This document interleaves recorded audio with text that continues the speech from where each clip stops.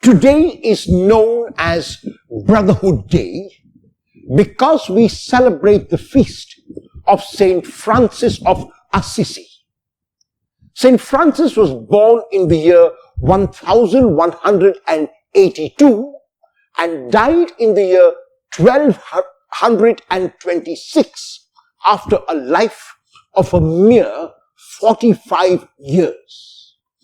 In these years, Francis achieved so very much that even today, 9 centuries after his death, he is remembered, and the legacy that he built continues in the Franciscan friars of all kinds and in the sisters of Saint Clare, whom he influenced as well. The legacy of Francis is a legacy which today we have to take very seriously. It is, first of all, a legacy of care for the environment.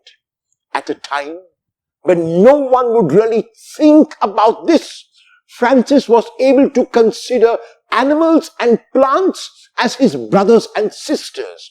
There are examples of Francis preaching even to the birds of the air, who would, they say, sit on the branches and listen to him. Legend has it that once when a wolf was attacking a particular village, Francis went and spoke to the wolf, dialogued with the wolf, and allowed the villagers to feed the wolf so that it would not attack the village. The wolf stopped attacking the village from that time on. Whether true or not, the point being made by this story is that Francis was in communion with nature. He was a man of the environment, and that is why he is a saint also of the environment. He was a man who regarded poverty as a mother. He realized that dependence on earthly things was nothing when compared with his dependence on God. And that is why for him, God was everything, and he was able to see in the creation of God his brothers, his sisters, his friends. So for him, the sun was a brother, and he would call the sun brother sun, and the moon was a sister, and he would address the moon as sister moon. Today, when our environment is being destroyed because of what we term, unfortunately and incorrectly, as progress, we need to go back to the teachings of Francis of Assisi and realize that not only are we dependent on nature, but we are interdependent, nature and us. We need to realize that God has given this earth to us to live in harmony, to live in union with nature, and not to abuse and destroy it as we have been doing. In the reading chosen, Jesus exclaims to the Father that he is so delighted that the Father has revealed these simple truths not to the intelligent, not to the learned, but to open minds, to minds like that of Francis. Francis was a studious man. Francis was an intellectual, but Francis was also a man who lived a totally practical life.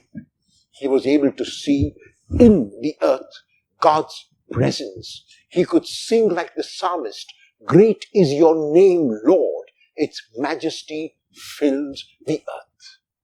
At a time when we use so very much, can we make 3 resolutions today on the feast of this saint of the environment?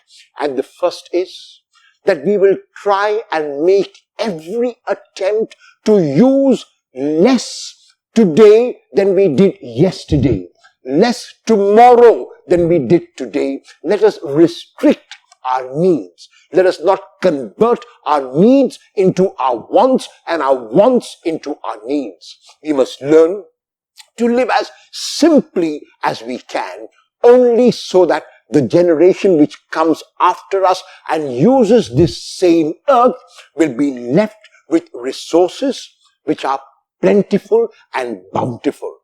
The second is to use less water. No matter in which country you live, water is a scarce resource, And there are some who are knowledgeable about the environment when they say that the next war, if there is a war, will be about water. So we need to use this scarce resource sparingly. We must never, no matter what we do, waste water and use it only when required. And the third is, we become a little more selfless and a little less selfish today. Francis was able to give of all of the riches that he had earned. He was able to let go of that former life that he lived in order to live a life which reached out to the poor. As his legacy, the Franciscan brothers, fathers, and the sisters do so much of good all over the world. If we cannot join them, cannot be part of them in their ministry, let us be part of them at least in our action of reaching out to the less fortunate, of reaching out to the poor, of making sure that the life of one poor person is better today because of me. A happy feast of St. Francis of Assisi to all.